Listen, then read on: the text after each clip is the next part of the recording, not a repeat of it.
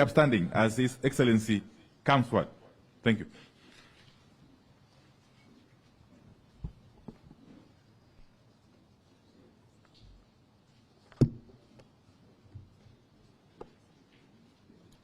You may be seated. Members of the Fourth Estate, ladies and gentlemen, good morning. Hamjambo. Naona waandishi wa habari wanaonekana wamechelewa. Sijui kama wamepata chai au bado hawajatosheka. Now, but let me take the opportunity to welcome you to this Azimio meeting. As the leader of minority of Azimio in Parliament has already said, this is an important occasion today when we want to unveil our position as Azimio on this issue of the finance bill. I want to first take the opportunity and the privilege to introduce the Azimio Economic Council. Azimio Economic Council is led by Honorable Governor Ruto Muridi. There. You have Deputy Governor Caroline Karugu. We have Honorable John Mbadi, who is also chairman of ODM, and we have former PS Torome Saitoti. Torome. There are other members who are not there today, but we have a council that consists of 7 members. They have looked at this bill very extensively, and after I've made my remarks today, they are going to make a brief presentation to you to enforce what I'm going to say. Now we say that next week, the Kenya Kwanza regime will present the highlights of its inaugural budget and revenue-raising measures to the National Assembly. As usual, it seeks to amend laws relating to various taxes and duties, such as the Income Tax Act, Value-Added Tax, the VAT Act, Tax Procedures Act, and Excise Duty Act, while proposing new taxes, regulations, and incentives. Today, we lay out our final objection to the revenue-raising measures contained in the Financial Bill 2023.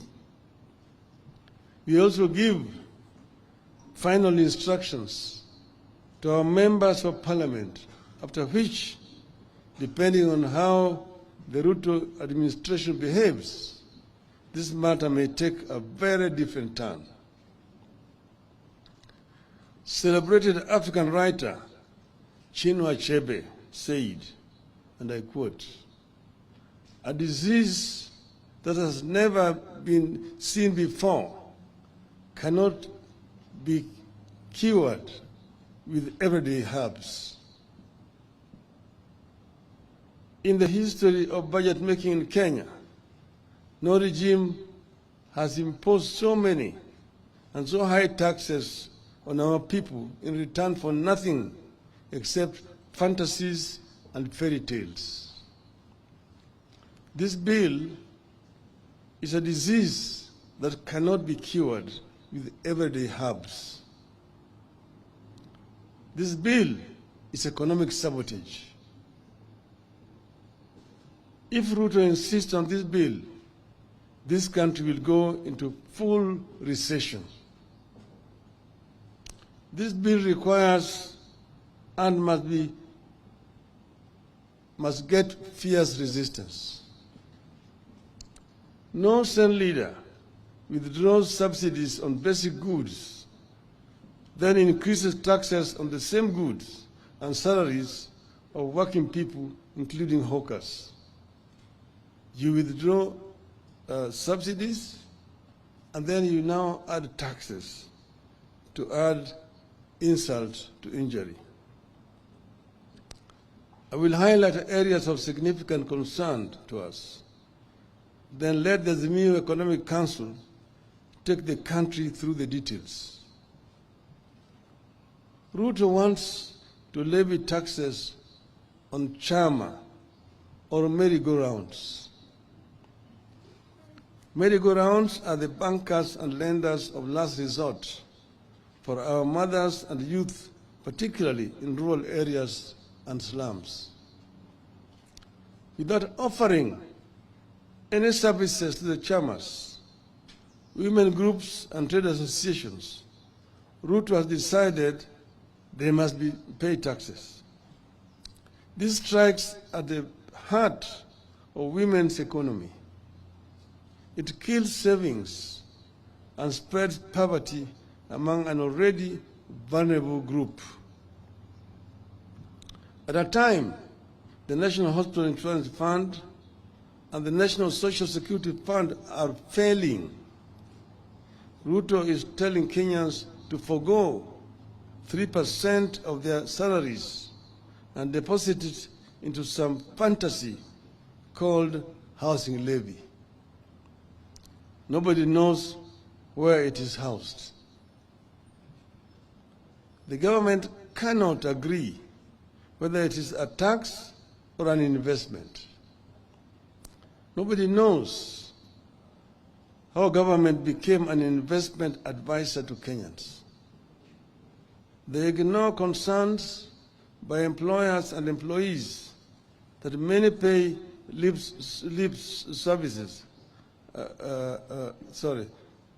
that many pay slips are already overwhelmed by deductions, loans, and lack of pay rise.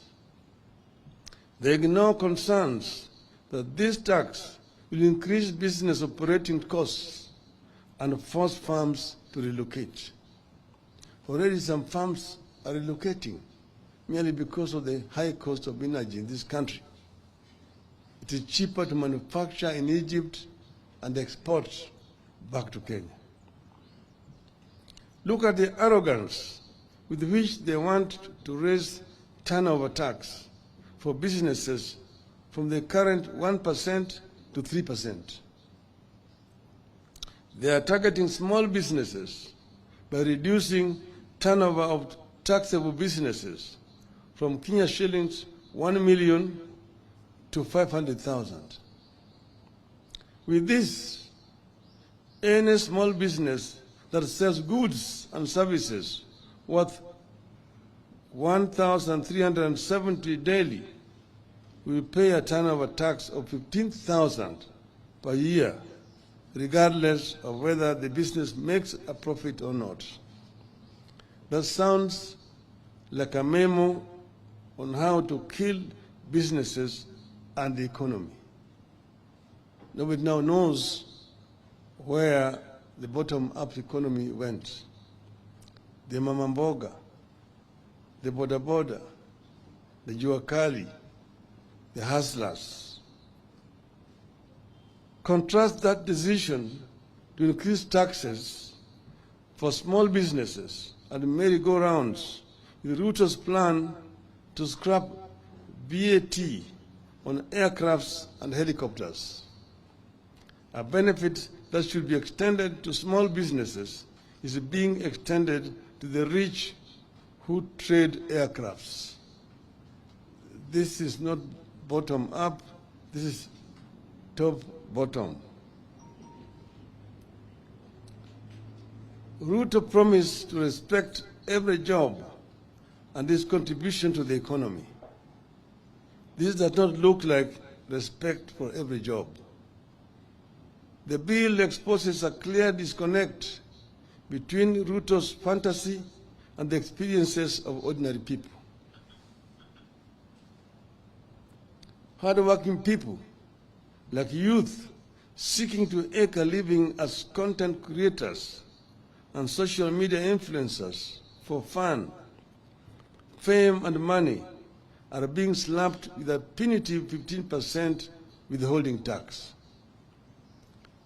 Ruto wants to impose a 316% tax hike on beauty products such as wigs, false beards, eyelashes, human hair, and artificial nails, among others.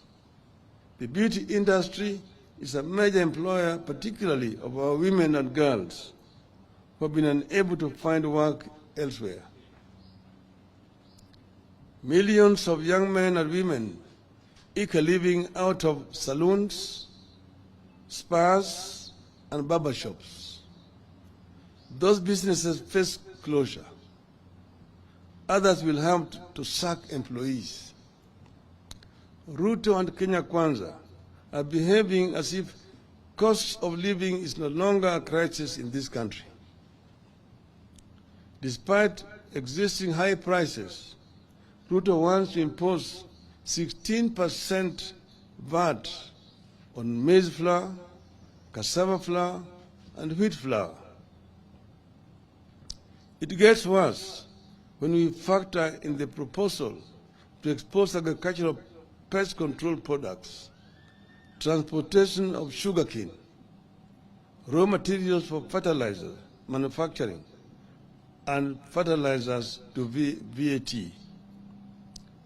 The net effect is that costs rise again.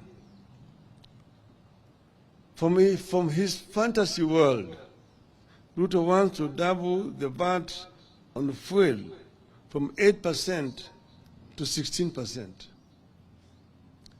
Palm prices will increase by 9 shillings per litre of diesel and 10 shillings per litre of petrol. The cost of goods, bus fare, and production will immediately rise again.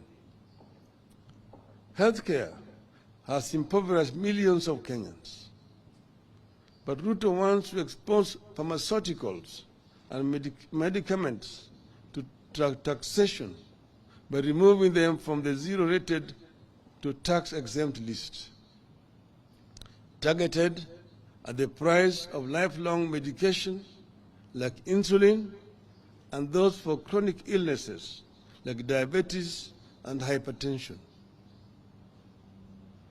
After raising the cost of fuel, they want to raise advance tax on motor vehicles.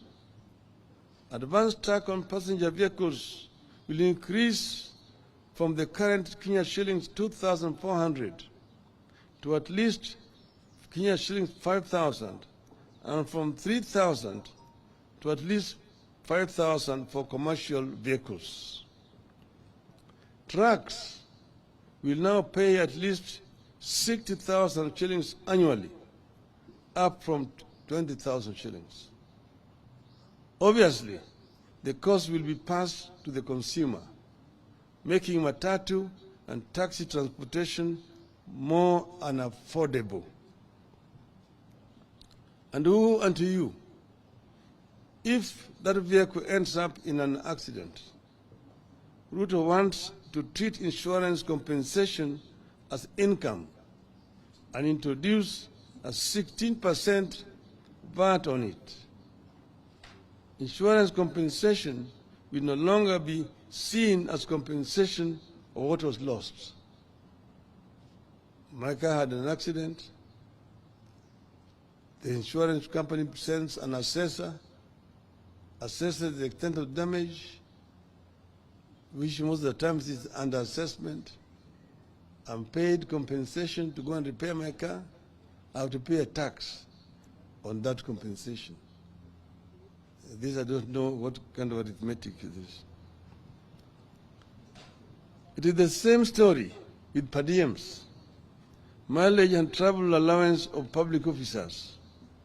Per diem will now be treated as an income and attract a 30% income tax.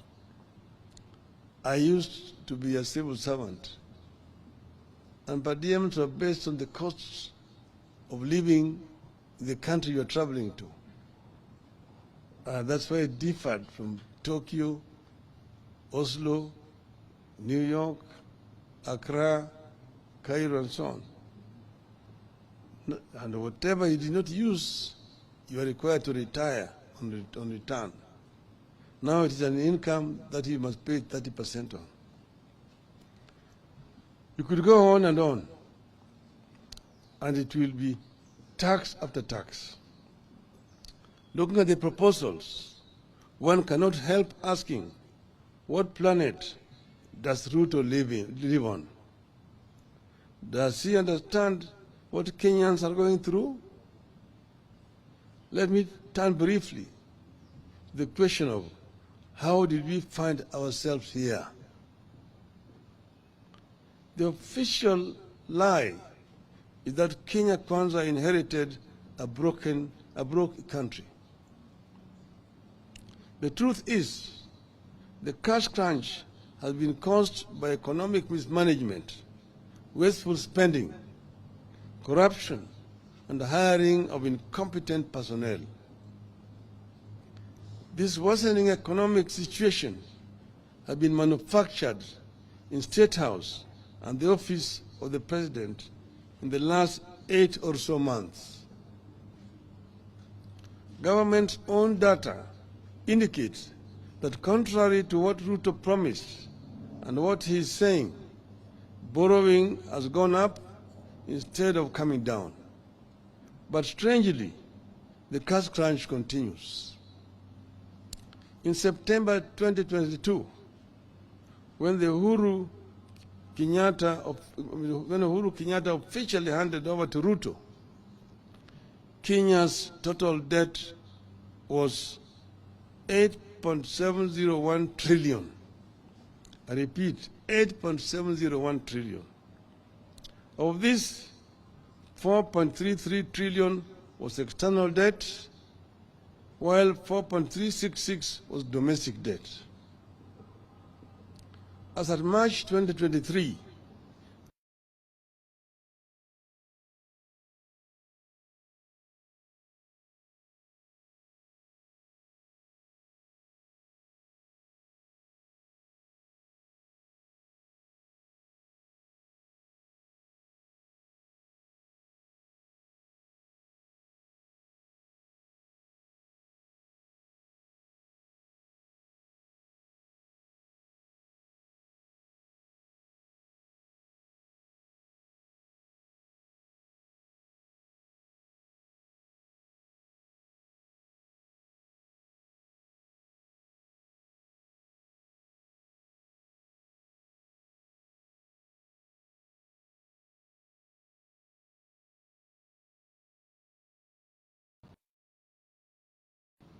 to 4.539 in March 2023. We can go further back to the year 2021. Between September 2021 to March 2022, that a comparable period, our debt rose by 405 billion, from 7.96 trillion to 8.401 trillion. External debt was at 4.209 trillion, while domestic debt stood at 4.192 trillion. This was the time Kenya was struggling with the impacts of COVID-19, including implementation of subsidies and the emerging war in Ukraine. But our total debt was still lower than what Ruto has incurred in 6 months' time. Kenya Kwanza has borrowed more than any other regime. They have removed subsidies, raised taxes, but the cash crunch has continued. They cannot pay salaries. They cannot disburse money to schools. They cannot disburse money to counties. They cannot disburse money to the elderly. They cannot finance the National Hospital Insurance Fund. And nearly all major infrastructure projects have stalled. Where is the money going? It is being stolen and being spent on wrong priorities to massage Ruto's ego. And that is not all. Quietly, Ruto is trying to change the country's debt ceiling from the current absolute number of Kenya shilling 10 trillion to a moving number of 55% of GDP. And right now they are trying to bring an amendment in Parliament that will remove the parliamentary authority to sanction increase of debt. The debt level is already 60% of the GDP. To beat that violation of the law, Ruto wants to force an amendment to the Public Finance Act to allow the National Treasury and not Parliament to set new debt ceiling. Which is why we are calling on Kenyans to reject excess taxation to finance wasteful expenditure. It is urgent that we bring Ruto back to earth because he lives on another planet. As this bill heads to the National Assembly, we must remind Ruto that excessive taxation is stifling growth. We must tell Ruto that when people have to park cars at home because of cost of fuel, it is bad for the economy. We must tell him that when Kenyans postpone traveling up country because they can't afford fuel or fare, it is bad for the economy. We must tell him that when people choose to stay indoors because they want to spend less on expensive goods, it is bad for the economy. And you must tell him that these things are happening now, here in this country. Rather than burden Kenyans, we want Ruto to undertake the following. 1, stop duplication of county roles and responsibilities. In the proposed bill, budget for health is growing by 35 billion shillings at the national level, yet health is a devolved function. 2, adopt a zero-based budgeting. Don't take the previous budget as the baseline. Every budget must start at ground zero, where everything has to be justified. 3, don't grow the size of the budget. Cut it down and live within your means. 4, instead of imposing new taxes, see the loopholes that lead to the loss of revenue.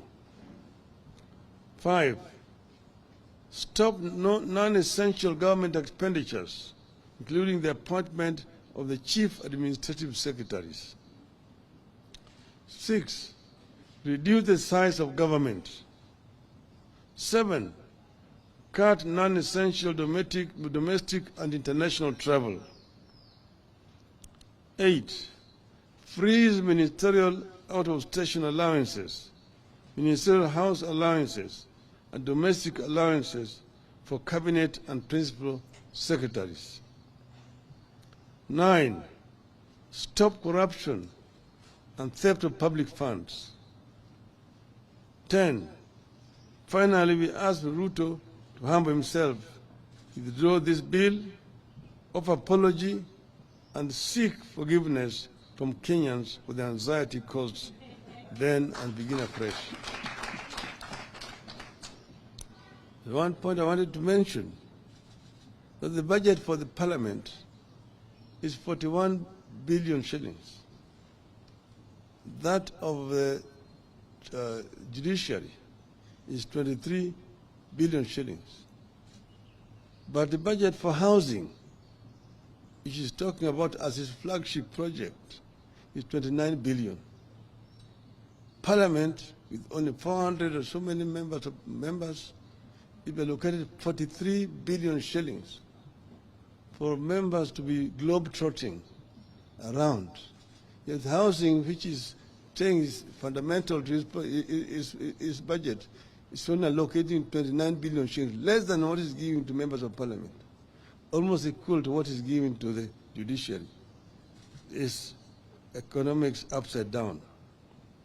You have noted that the regime has run out of sound bites and explanations for these proposals and has resorted to threats.